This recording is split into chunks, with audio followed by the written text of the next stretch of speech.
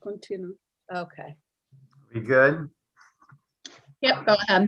Okay, I know it's a first for many of you. So I think the best thing to do is, because we have a number of new people on the committee, I think the best thing to do is just to go around for everybody just to introduce themselves, Why can't we see anybody? maybe a little background.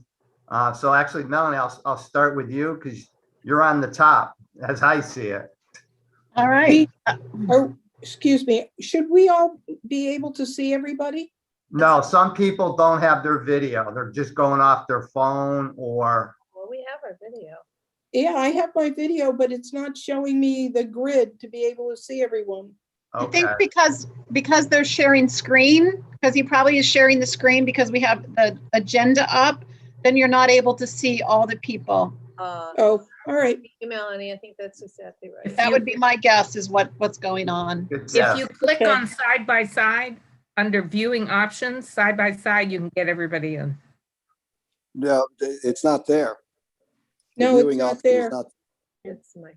Viewing options, side by side. It's No, not there. Not there. Oh, yeah, there. Okay, well, I got it. You got it? Yeah. No. I don't have it. You don't have it? Well, I can see you, Mike. Yeah, well, that's nice. In fact, I'm surprised that I was even invited because I did not ask to attend the meeting. But I'm glad to see Melanie and Nancy there because those are the two people that I expected to see. Okay. I will stay long enough to make an introduction if you want, but then I have other meetings going on. Okay. That's fine. I included you in it because you were kind of like the go-to person. Yeah, the liaison there. Exactly, exactly. Yeah, and I appreciate that. I kind of figured, okay, and I do appreciate it. Thank you. Okay. But All right, I'm just checking All on right. Nancy and Melanie. I'll start with introductions. My name is Reverend Melanie Enfield, and I'm the senior minister at the Church of Christ Congregational in the center of town. I've lived in Newington over 30 years and have been connected to that church for many years as well. I'm very excited. I'm a part of the Interfaith, Ecumenical Interfaith Clergy Association in Newington, and I'm very excited just to be able to be on this community Council. group and council and supporting and helping. So I'm happy to be here. good to have you. Just a little bit about me for those that don't know me.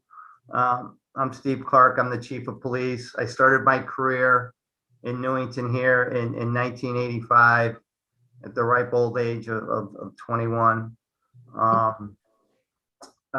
Did 20 years, retired in 2006, went to Vernon Police Department where I was the second in command for 8.5 years. And then I got hired back here as chief in July of 2015. So next month will be 6 years. So born and raised here. Newington has been a part of my family for 6 generations. So very important to me. And with that, I'll go to Louise. Hi, my name's Louise French. I have lived here in Newington for the last 32 years in the same house. I'm a member of the Our Savior's Lutheran Church. And ever since my husband passed last year, I developed a baking ministry, and I've been cooking and baking for lots of people in town, including my favorite blue people in police chief headquarters. Okay, thanks. And Pat, I'll go to you. Okay, Pat Mahoney. I've lived in Newington since 2013. I moved here from Oregon, where I lived for 40 years. I was on the police planning task force in Springfield, Oregon for about 6 years. And I had an interest in becoming part of this community council. I'm also a member of the Chamber of Commerce, and I also attend Our Savior's Lutheran Church, and a member of the General Federation of Women's Club. If you see people watering at the garden out in front of CVS, beep the horn, please, because we maintain that garden all summer long with the help of Parks and Grounds and Stonehenge. Thank you. Wonderful. Okay. Father Mike, you're next. Yeah, okay, so I was ordained a deacon in 1974 and served at St. Peter's Church on Main Street in Hartford, across from the fire station. And worked for Catholic Charities for about 20 years. Came to live in Wethersfield and started working at Cedar Crest Hospital in 1989, which is from where I joined the Newington Interfaith Clergy Association, because I also was serving as chaplain as well as psychiatric social worker there at Cedar Crest. And I'm very happy to be a part of that group. It's wonderfully ecumenical, although not as well attended as before in person. And we miss the pastor at Our Savior's Lutheran Church. And but in any case, we've had very many wonderful relations. And we're interested in, our group is interested in providing some kind of pastoral services or assistance to our first responders, including the police and the fire department and so forth. So that's one of the reasons why we've been talking to you, Chief Clark. And, you know, you've been to my house and you've spoken to us and spent a lot of time with us. And I think that getting into this community council, this police community council, is a wonderful opportunity, especially for our two representatives, Pastor Melanie and Reverend Nancy. Okay, so thank you very much. Great. Ashley?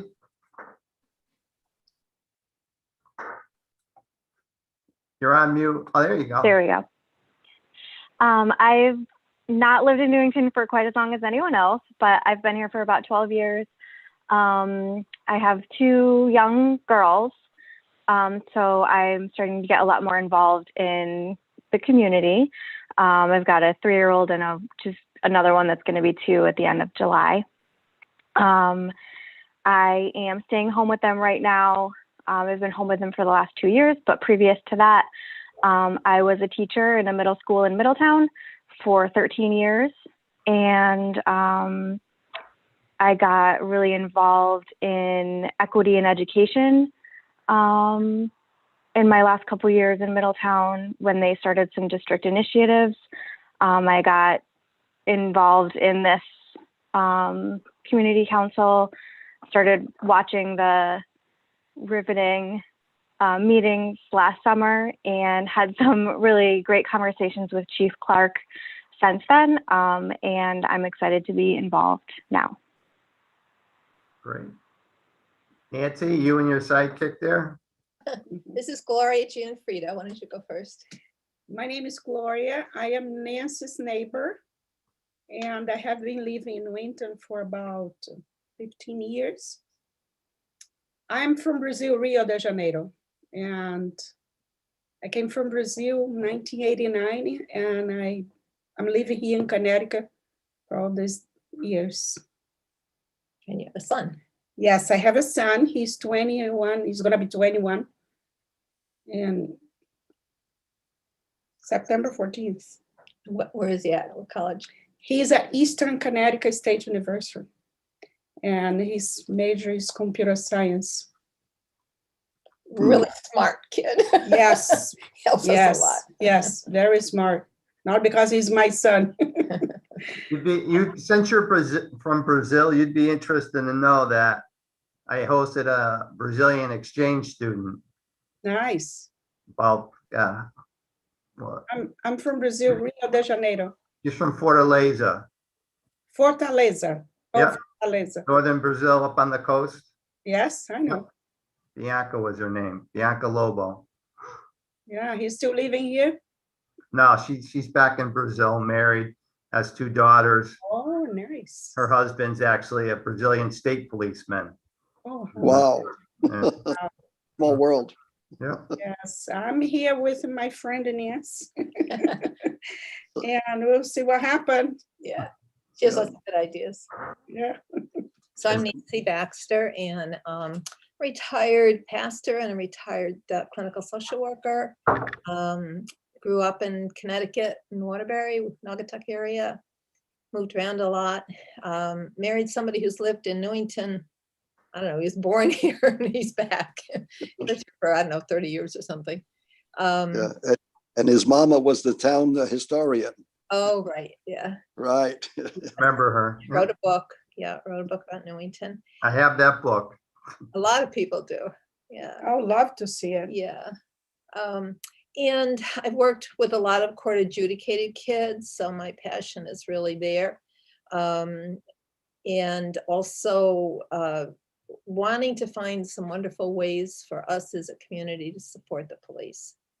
Because I don't like the splitting that I'm hearing in this society of people, you know, constantly accusing the police and not really knowing the whole story over and over again. I've been involved in enough difficult situations to know that they're difficult. So I'm really concerned for the police to feel our support and to know what they need from us. Okay, good to have you. Todd? Good evening, everybody. My name is Todd Russell. I've originally from Willington, Connecticut, but moved to Newington over 15 years ago. And I've loved the town, love all the things that are all the opportunities and great things we do here, especially now having 3 kids. One of my daughters is in gymnastics with Ashley. So I met her in person the other day. That was pretty cool. We both had our masks on. And I'm like, I feel like I know you from somewhere. Made her cover her mouth so that way I could recognize her. But I own a couple Arthur Murray dance studios and had a chance to go to Rio de Janeiro last year, which was pretty cool. So we'll have to catch up a little bit. My experience might have been a little different. Just went there for the Carnival, but I got involved in the summer of 2020 after the marches that happened in Newington because I believe for myself to get involved and help be the change that I want to see. And Chief Clark has been amazing in terms of being someone who's open and wanting to create conversation and looking to be able to create a better relationship between the community and the police. So happy to be here. Good to have you. And Mary, we can't see you, but I know we'll be able to hear you. Hi, everybody. My name is Mary Houle. I'm first of all very happy to see all these new faces. I've been a part of the Police Community Council since the beginning. And so it's good to see so much interest in what we're doing. I was born in Newington, and I've lived back here with my family since 2010. I have 2 children. I have a almost 16-year-old and a 12-year-old. The 16-year-old, actually, Louise, is on the way over to your house, so you may see him in a second. And I work for the state police in the IT section. I've been interested in helping with the Police Community Council just because I come from a background of public service. My parents were both very active in their communities. My father was one of the founding members of the Newington Volunteer Ambulance and was a former supernumerary officer here in Newington. And they just kind of always taught me to be a part of the solution instead of part of the problem. So that's what I'm here for.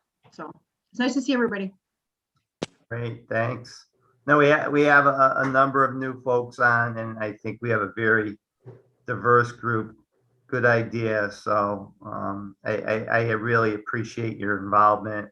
And, you know, as I said a while back, you know, when this started, it started off pretty strong, and then it kind of, you know, it's subsided a little bit because we lost some members, and now we're gaining some new traction with a lot of new great members that I'm sure are going to have great ideas, great insight. So I appreciate everybody's dedication, and I think we can do a lot of good things. So with that, I'll move on with the agenda and just update on department activities. And you know, this is very informal for the new people. If you have any questions, feel free to ask.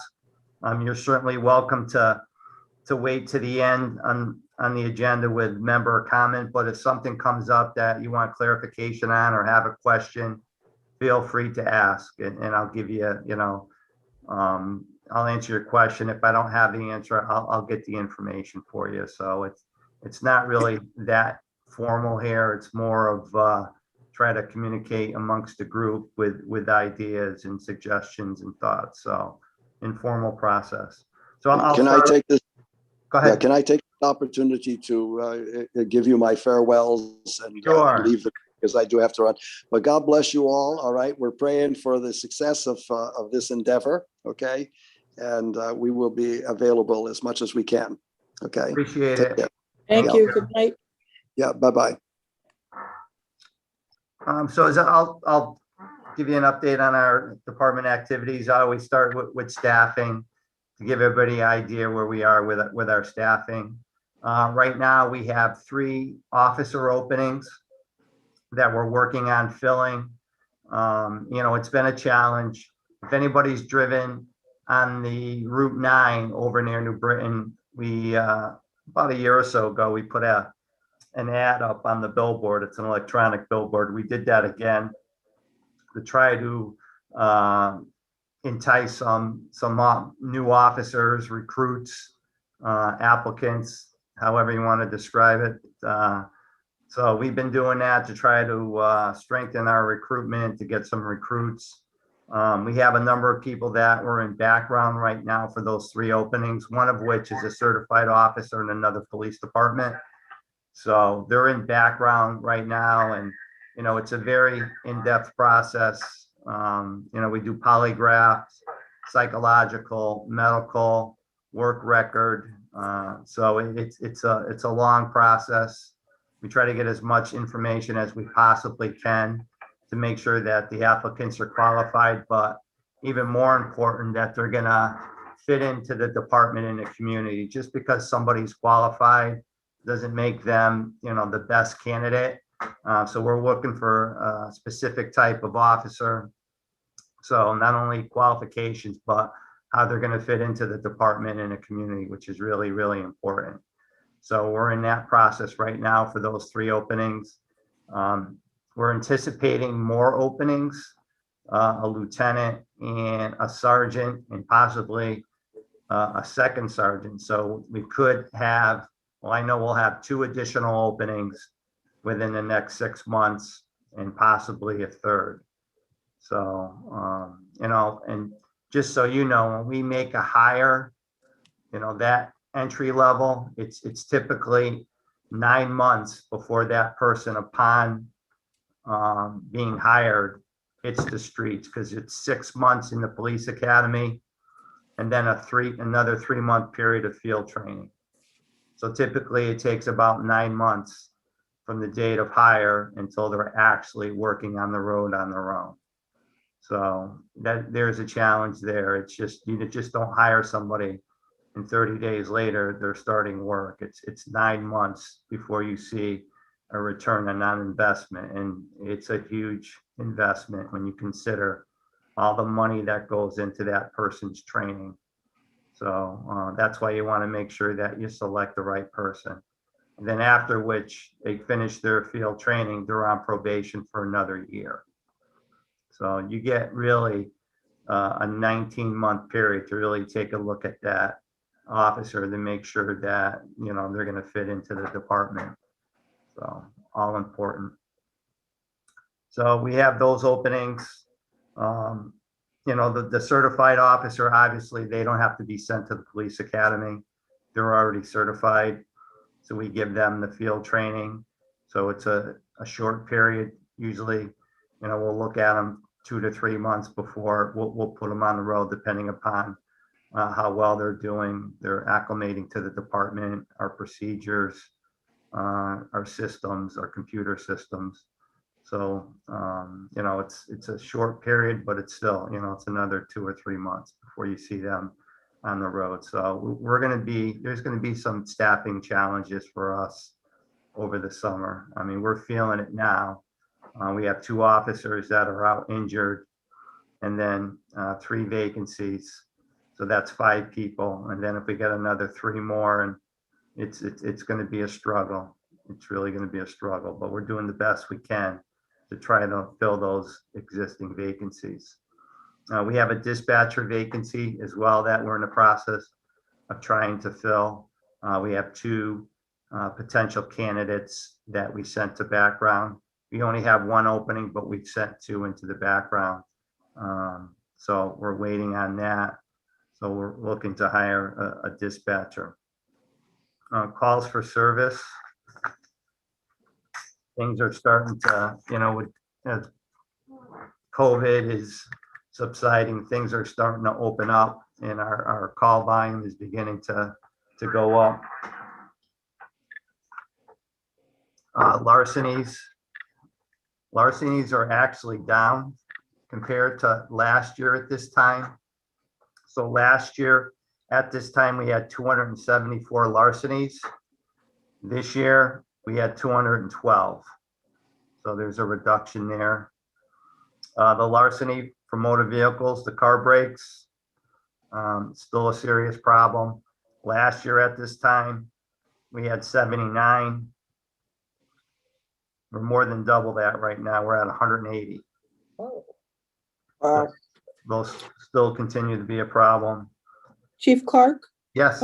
forgive my ignorance. What's the difference between a larceny and a burglary?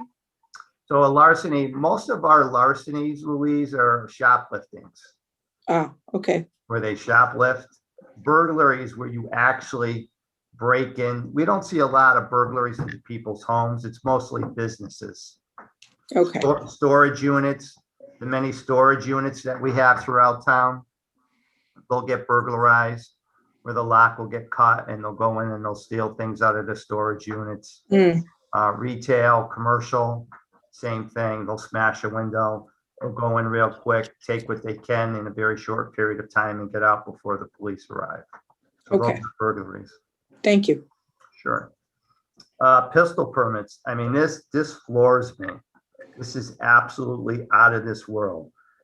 At same period last year, we had 69.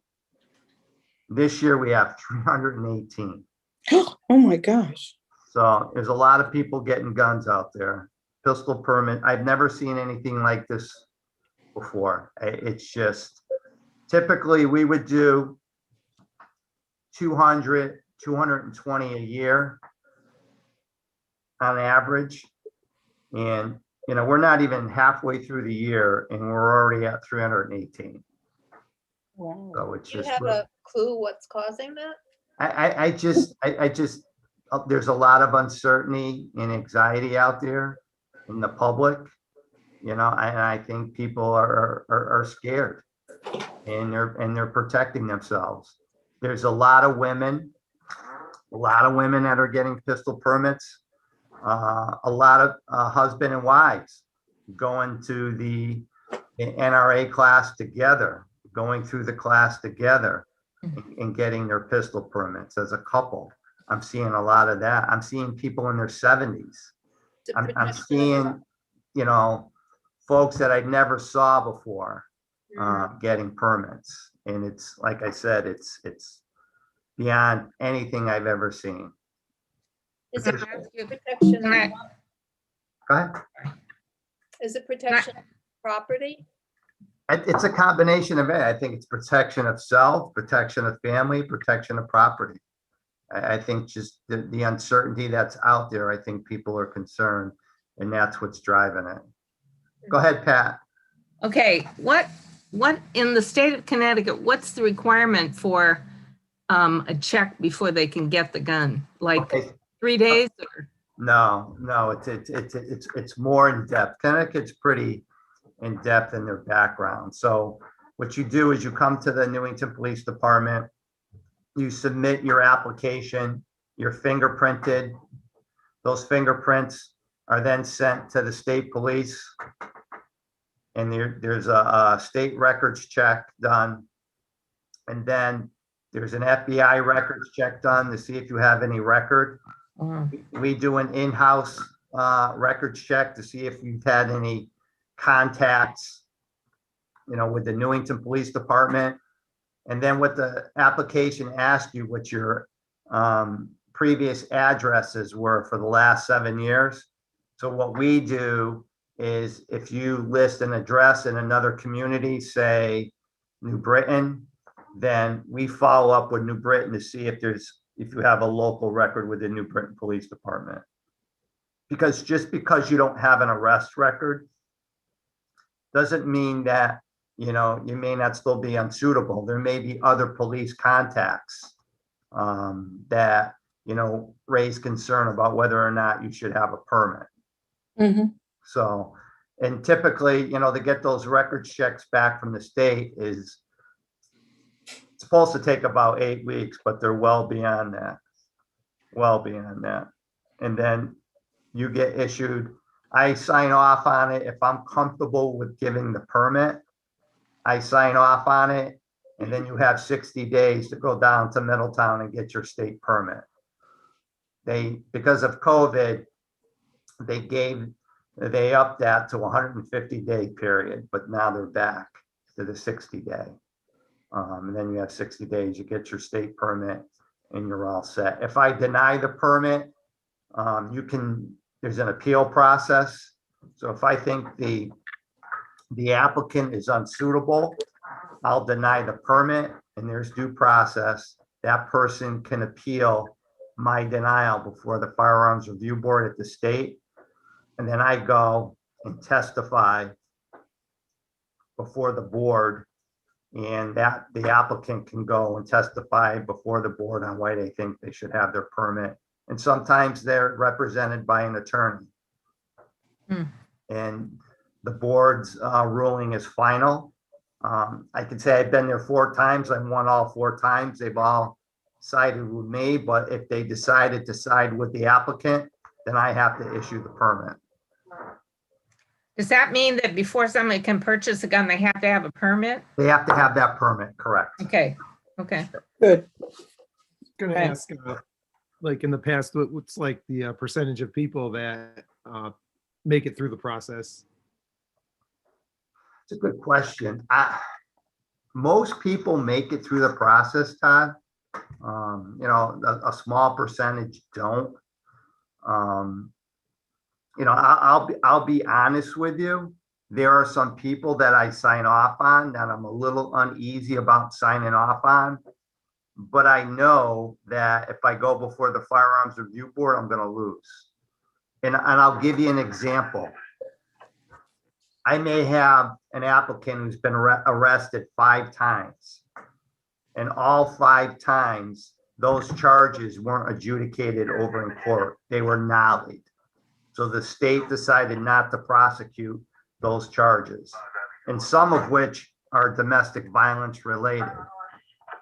Now, because those charges have been nollied, and if they exceed that 3-month period where I can use, so if they're beyond that 13-month period, I can't introduce those criminal charges because they've been nollied. So technically they don't exist. Okay.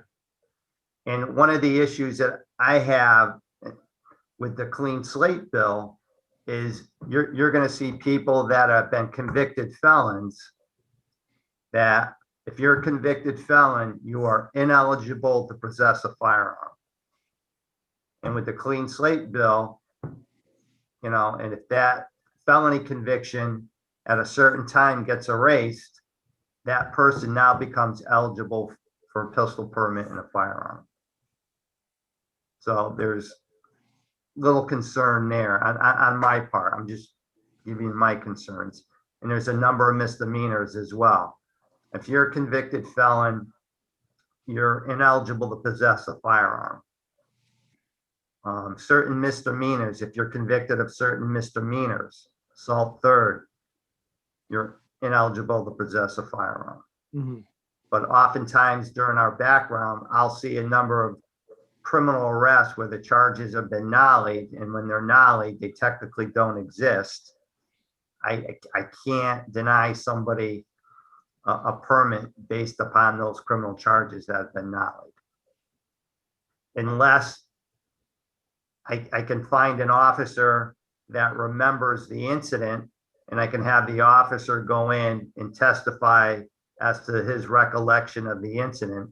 But if you have something that occurred, 10 years ago, how much is that officer going to remember? And they can't review the report to help them remember things because the report technically doesn't exist. Mhm. So it gets difficult. So, any questions? Good. Counselor Minor has his hand up. That's fine. Go ahead, Chris. Thanks, Chief. Just one quick question I wanted to follow up with you. On the new hires and the vacancies that are being created, what are you hearing as being the most difficult point in terms of the hiring process? So if you've got a certified officer and they've got a multitude of departments they have access to, where are you finding Newington is being deficient? Is it on benefits? Is it on wages? Is it on what would be somebody's reluctance to come to Newington versus any other town they might have an option for? Knowing what I know, we're one of the better paid departments in the area, hands down. And the best fed. And I would say, Chris, out of the last 10 hires that I hired, 6 of them have been certified officers from other towns. Okay, so you are getting certified officers coming in. Yes. Okay. Yes, absolutely. All right. I appreciate it. Thanks, Chief. And, I think when you look, there was a survey done, and this was years ago down at the police academy, and what drove you to, seeking a position within a certain police department, and always went back to paying benefits. And, what's happening now is you have, there's a small group of great candidates. And I have a family friend that I talked to the other day. This kid is awesome and really good friend of the family, and just completed his master's, and he wants to be a police officer.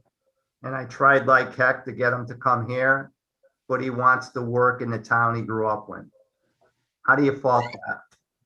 No, there's no fault for that for sure. He just wants to work where he grew up. And I look at him and I see myself, because that's what I wanted to do. I wanted to work here where I grew up. So, Right. I mean, there's a small group, and when you find them, you really gotta move quick before somebody else grabs them. And that's what we try to do here. Right. I know there's been some towns that have actually resorted to sign-on bonuses in an effort to try to one-up other departments. Is there anybody that you're aware of that's been doing that, that's actually been getting anywhere with it? When I was in Vernon, we did it in Vernon for certified. And I mean, that's another option, or starting them. We start them in at the second step. Maybe we start them at, the third step.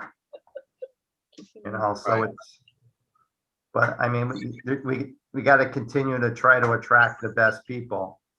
Because if we don't do that, we're not going to put out the best service. Right. And that's what it boils down to. You can have all the technology, all the training, all the resources in the world. And at the end of the day, what matters is the individual, the police officer sitting in the seat of the car. That matters more than anything. It's like that computer, garbage in, garbage out. Yep, absolutely. Thanks, Chief. Yeah. Okay, so let's see, pistol permits, robberies. Last year we had 6. This year we have 5. Stolen vehicles are down. Last year 31. This year 25. One of the things that we're starting to track now are traffic stops attempts. Basically, when an officer tries to stop a car, they take off. Obviously, we don't chase for traffic violations. So we've already had 22 this year where officers have tried to stop a car and it just took off. So it's something we're tracking. And that's it for stats. So some, you know, some are lower, but you know, a number of them are up as well. So on balance, I think we're not much different than where we were last year at this point. Ask a question. Sure. Okay, how about drug arrests, drug fatalities? Drug arrests, last year we had 34, this year we had 33. So double the amount. No, we're one less than we were last year at this time for Okay, drug we're going arrests. through the year, right? Well, this is, yeah, we're January through the end of May. Okay, so. So this is, these numbers are 5 months statistics. Oh. And then how about drug fatalities, lethal overdoses? Let's see.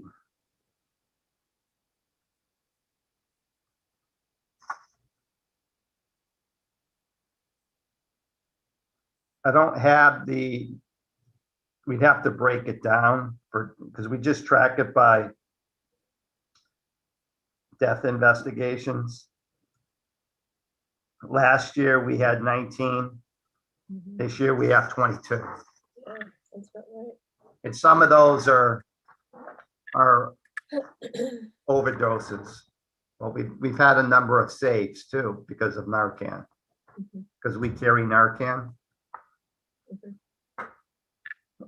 Excuse me. Any questions? Good. Department activities. I'll get into National Night Out because that's actually one of the agenda items. We're doing our annual golf tournament with the fire department. I don't have the exact date. I think it's the end of September. It's on a Tuesday. I'm not sure of the exact date. That's our fundraiser for our community outreach. That's how we fund National Night Out, is from the golf tournament.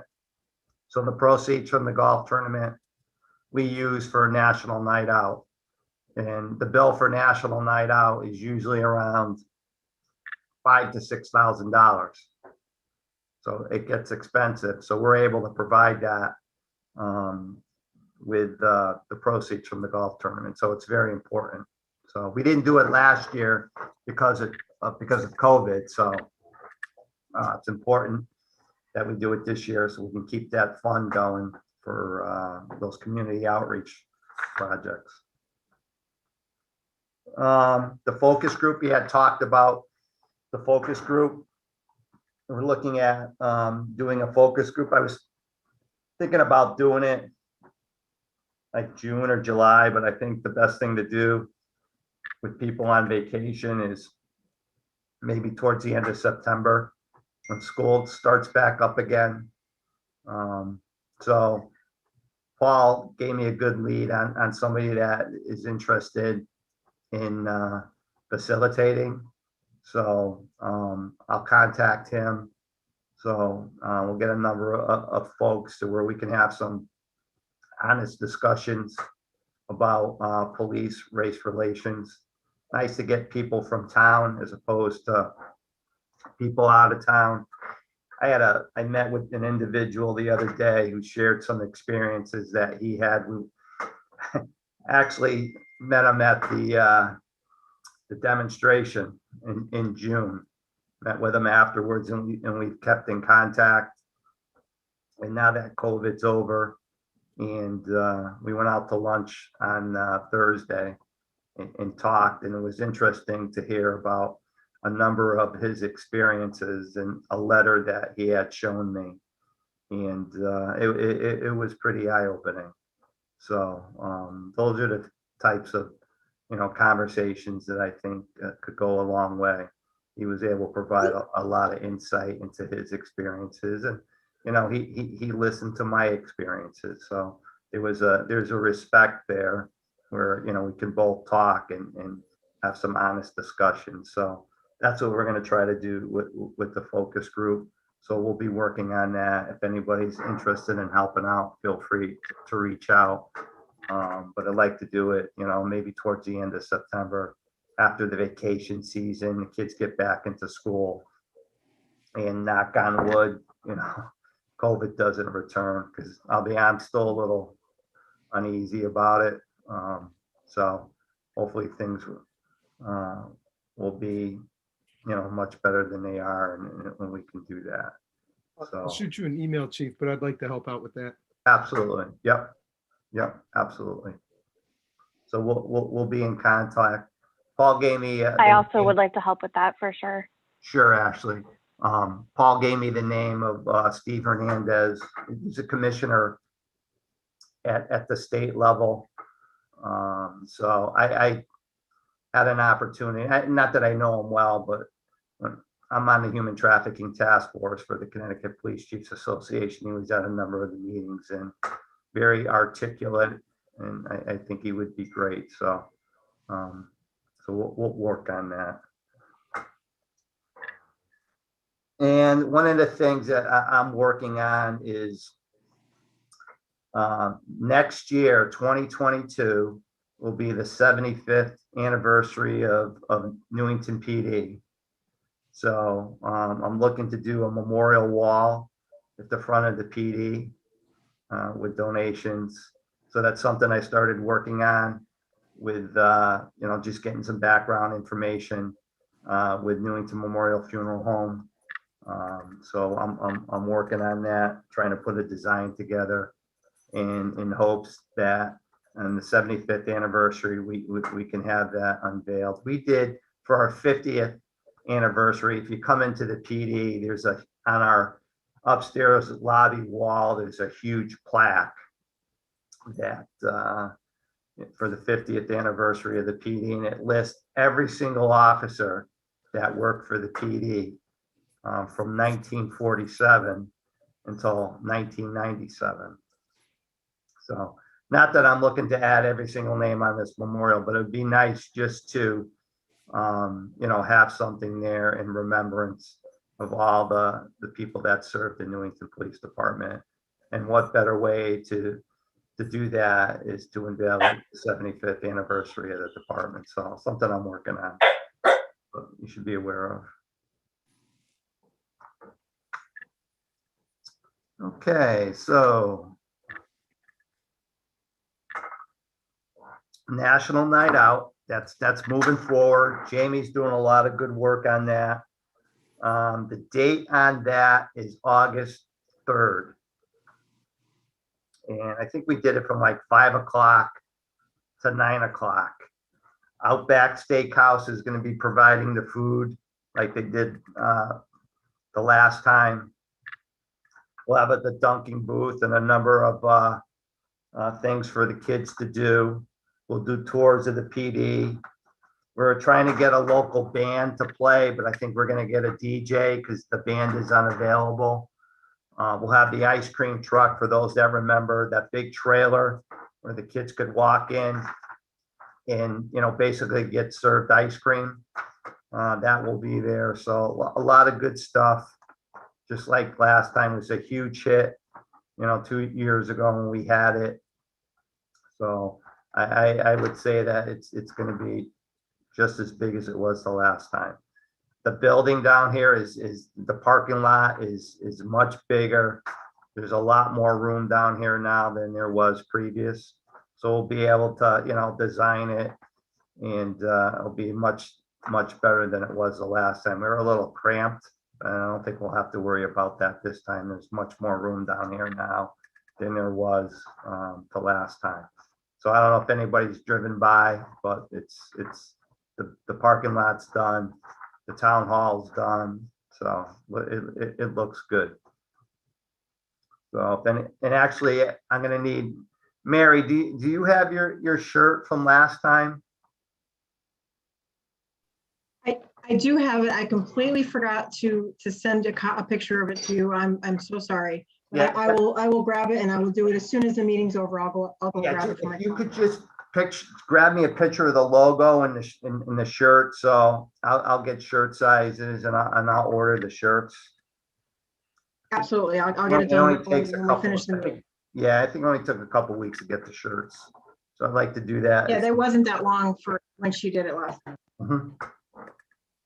So we'll be doing that. If anybody's interested in helping out, feel free to send me an email. Obviously, stop down. It'll be a lot of fun. Have some food. If you have kids, ice cream is always a big hit. I mean, the line was out it was huge.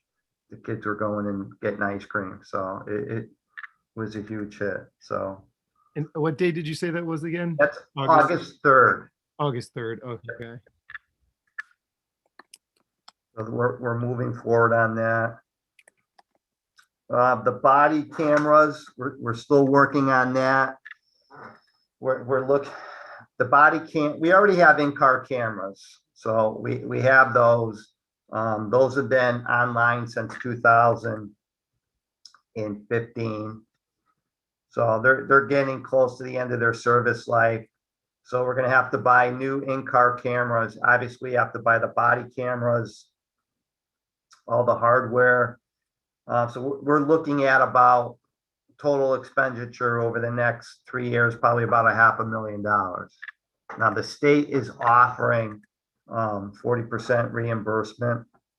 I actually had a meeting because we're looking at leasing the body cams as opposed to purchasing.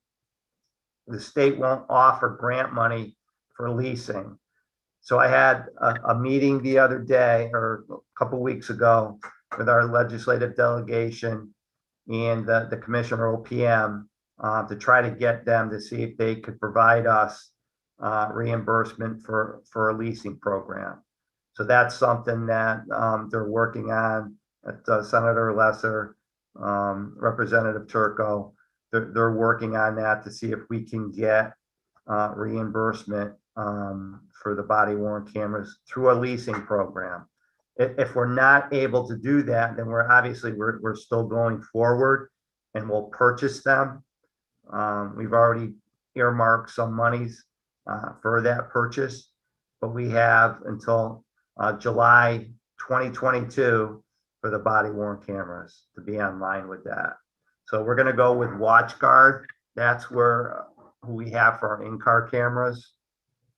So it will be, they work, in concert with the body worn cameras.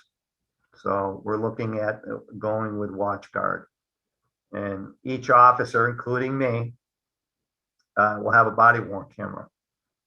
So if I'm driving home for lunch one day and I happen to see, a serious traffic violation, and I do pull cars over, not frequently, but every once in a while, if I see something serious enough, I'll pull the car over. I'll have my body camera. I'll have to activate my body camera. So everybody from the chief down will have a body camera. Anybody have any questions on that? Yeah, Chief, just real quick. On the data storage, I know there was some discussion as to exactly how that was being proposed. Did they ever finalize that in terms of what the required storage would be, and what are you guys gonna do and cost on that? That's really Paul Uta with IT, Okay, whether or not we're gonna store it on the cloud or we're gonna store it here locally. all right, because I know that the legislature was talking initially, and I don't know if it ever came to fruition, was offering opportunities for storage of that, just so it wasn't an additional expense incurred by the municipalities. Yeah, I believe there's reimbursement for that, Chris, that goes along with the project. Okay, If we were to do Thank it on our own and with the cloud, yes. all right, thanks, Chief. Okay. So that's pretty much it with the body cams. Like I said, July of 2022, we have to be on, have those ready to go, which we'll meet that. I don't see any problem with us doing that. So we'll get the body cams up. And then once we get situated with that, we'll have to start replacing the in-car cameras in the cruisers. Because those are, will be 7, 8 years old. We'll have to start replacing them. And WatchGuard will be coming out with a new generation of in-car cameras. So I'll keep you updated on that. The public safety radio system, we're looking at going on the state system. So joining the existing, which is the state police and a number of state agencies that are on the state system. So we're looking at going on that system. So that's still pending. We've done some testing that has been very positive, police department, the fire department. So we're working toward that. The fire department is applying for a grant to offset some of those costs with going on the state system. Basically, what we would have to do is purchase all our radios, our portable radios, our mobile radios, which were in the cars, some infrastructure. But the testing that we've done now, we won't have to add any additional towers in Newington. We could operate off the existing towers that surround Newington. And based on the testing that we've done, the coverage has been very good. So stay tuned for that. Hopefully that gets resolved soon, but preliminarily, everything looks pretty good. The only concern that we have, that I have, is now that leaves a gap with our communications with the Board of Ed and the schools. Right now, we have very good interoperability. The police department can talk with the Board of Ed, school security. So when we go onto the state system, it's a public safety radio system. So that will be police, fire, EMS, and that leaves out the Board of Ed. The Board of Ed is applying for a grant. It's a company out there called Mutual Link. And that company will be able to, basically, we'll be able to tie into those, to the Board of Ed radio off the state system. So that's something that we've been working on. We've had a couple meetings. We actually had a meeting today with Mutual Link, myself, Mike Morgan, who's the director of security for the school system, who's a retired lieutenant here, and their IT director, and then the town had represented from the IT department. So we had a meeting today, and it sounds like it's something that we can do, but it's important that we have that ability to communicate with the Board of Ed, school security, the schools, in case there's emergency. We have that ability now, but if we go to the state system, we lose that ability. But with Mutual Link, we'll be able to bridge that. So we won't see any difference in what we have now.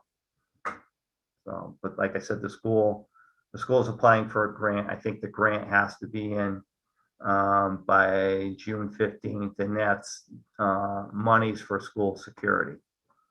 So that's the grant that they're going to be using for this software.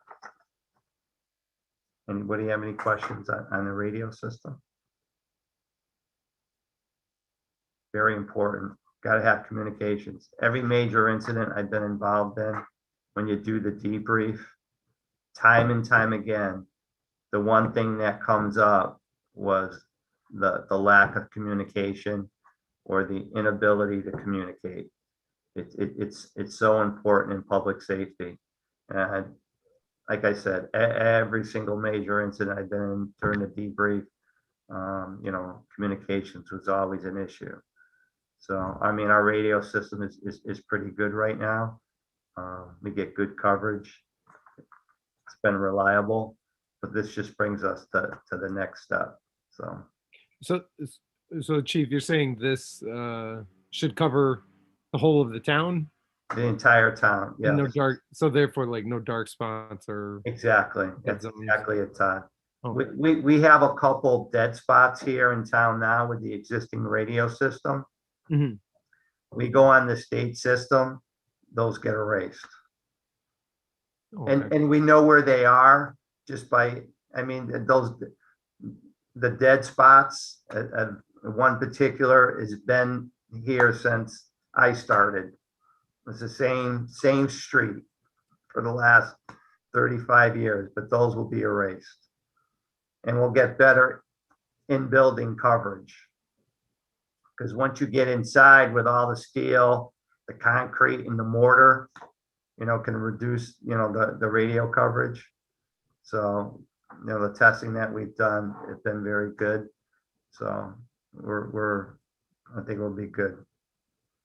It's not cheap, but it'll be good, but it's important.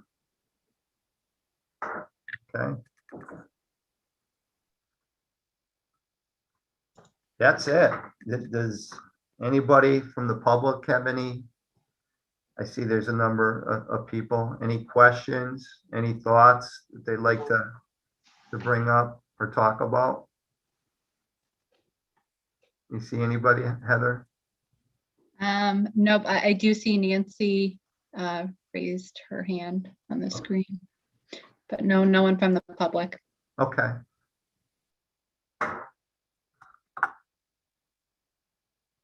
Pat, you had a question? Oh, you're on mute, Pat. Okay, sorry. That's okay. To do this. I was concerned about the fires that we've had recently, and do you have any information, or is that strictly the fire department? That would be the fire department.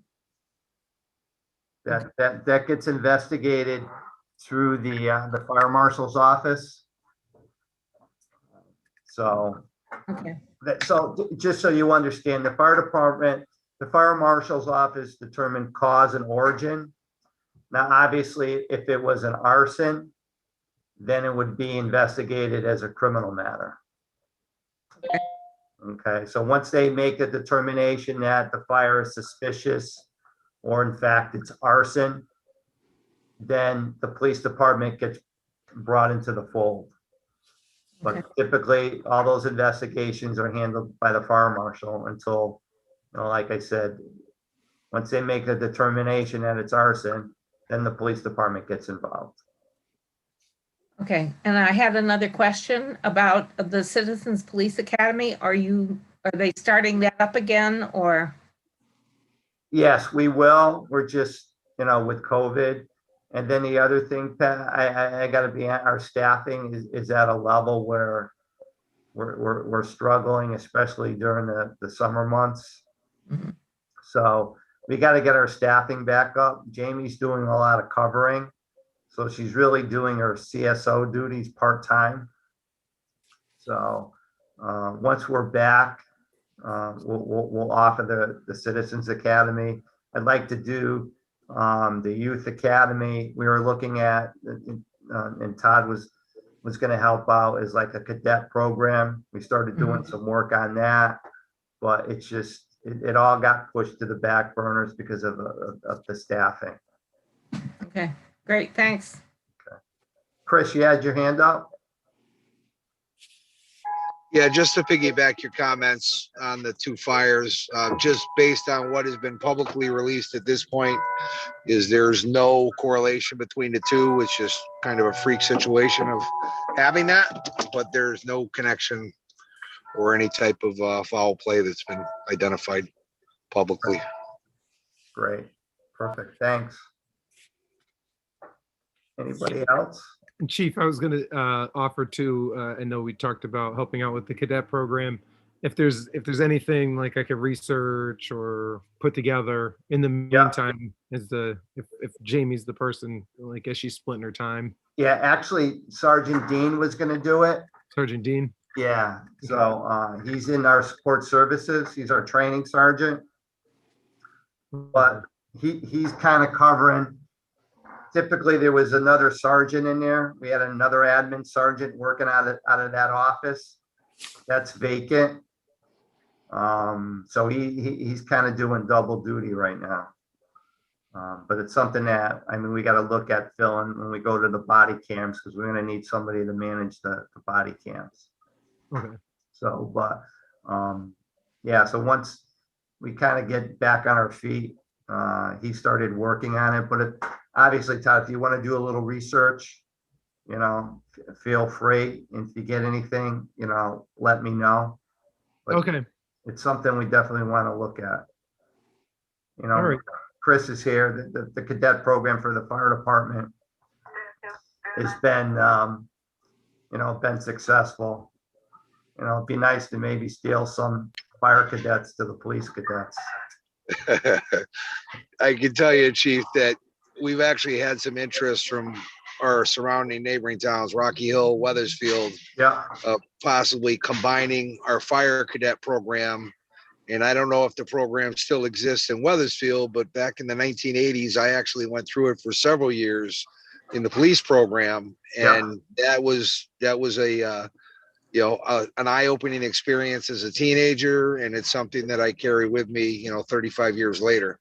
yeah. So maybe to reach out with them possibly as teaming up, maybe that's something to look at. But we had a great opportunity. And actually, I think Vernon, I don't know if they still do as well, at that time had a very strong program as well. Yeah, the fire department? No, the police department. Yeah, the police department has explorers. Yep. It was real strong. And they pulled from Tolland, Ellington. Yeah. But the police department, the Explorers affiliated with the Boy Scouts. Yep. So. But we Just got another opportunity. Yeah, we got to look at something. Yeah, just as I know that, like I said, several that I went through did go on to become police officers. And I think no different than the police department, it's trying to grab them at an early age to Right. identify that. And there is a certain amount of, you know, once you're in it, you get the bug. And Exactly. I think you would probably experience the same thing if the opportunity presented. Yeah. All right, thanks. You bet.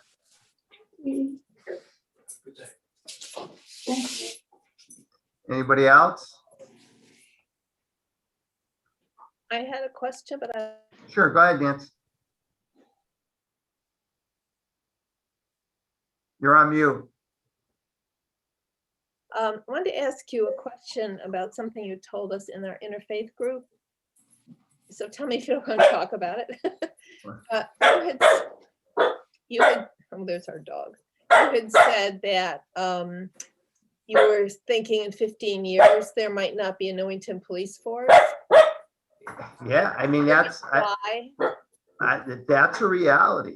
I think if we're not able to replace the people that are retiring, we're not going to be able to continue.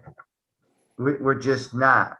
I mean, we're 3 down now, and if we're not able to replace those in 6 months, we'll be 6 down. Wow. And if you got to be able to replace the people that leave, and if you can't, then you got to look at other ways to provide the service. And at the state level, the state is very much about regionalization, consolidation, regionalization. And if, you know, Newington PD is down 10 officers, you know, Weathersfield's down 10. What's the natural thing to do is to form a police department and share services. You know, and you know, there's benefits to that, and then there's shortcomings. I mean, obviously, whether people believe it or not, people in town have a say in how the police department is managed and how it operates. I mean, you may not think that, but you do.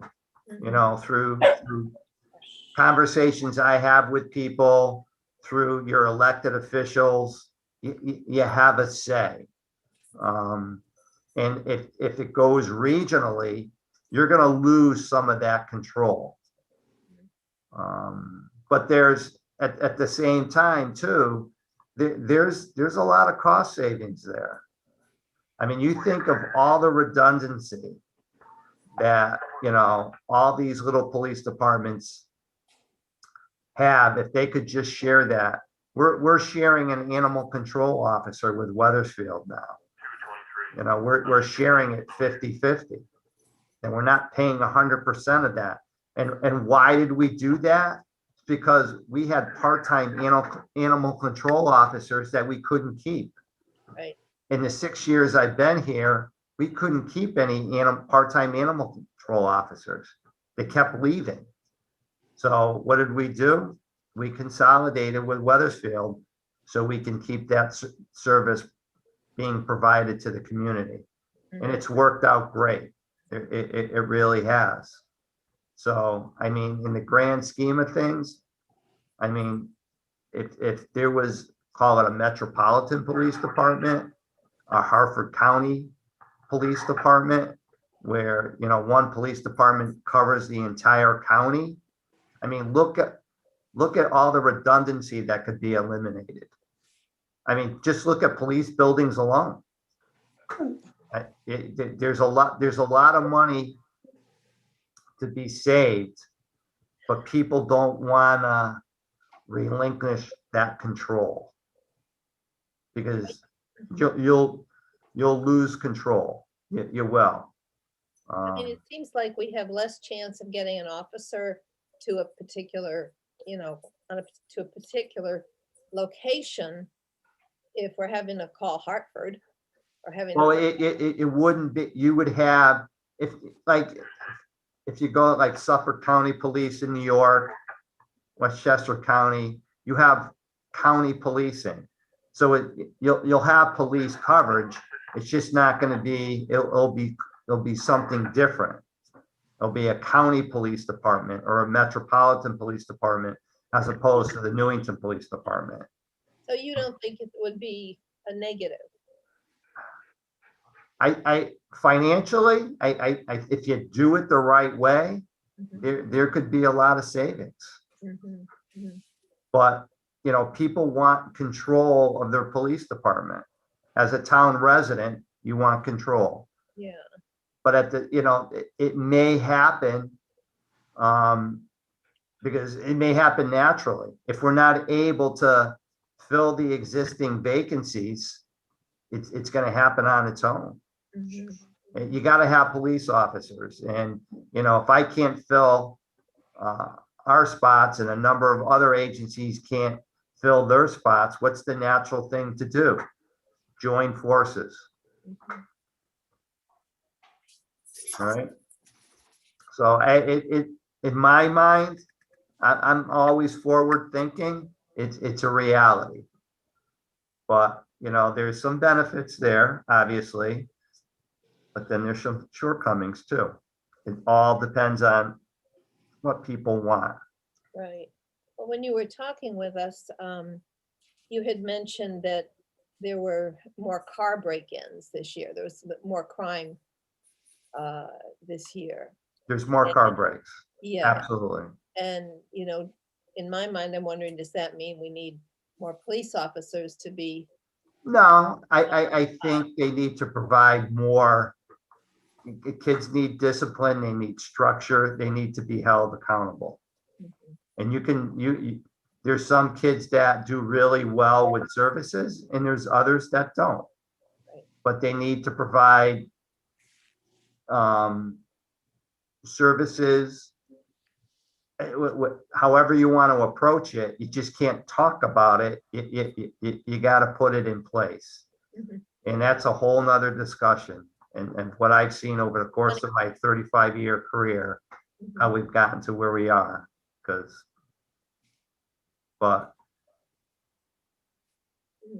And we're seeing that across the board now, where, you know, there's no longer a deterrent. People aren't worried about being arrested by the police, being given a traffic ticket. there's not much of a deterrent, and we're seeing the effects of that. And it was funny, I was at a Chiefs meeting. One of the Chiefs brought up a pretty good quote, and it was from Bobby Kennedy. And it was something along the lines of, you know, every community insists on the policing it gets, or every community insists on the policing it wants and gets the criminal it deserves. And that was Bobby Kennedy, what, in the early 60s. So, you know, the community has a say, and when they have a say, how they want their community policed, then there's an end result there. There is definitely an end result. So, Okay, thanks. any other questions? All right, good. Well, it's good to have everybody here, especially the new members. So, as I get more information on National Night Out, I'll give you that. As always, if you have any questions or anything, you know, feel free to give me a call or to reach me by email. I'll get back to you. But, you know, the two biggest things we're working on now is National Night Out. Once we get that behind us, the focus group. So if you have any ideas on the focus group, feel free to reach out to me, and we'll get that going. Hopefully the end of September. We'll put something together. Okay. Everybody Thank good? you. Yeah, All right. thank you.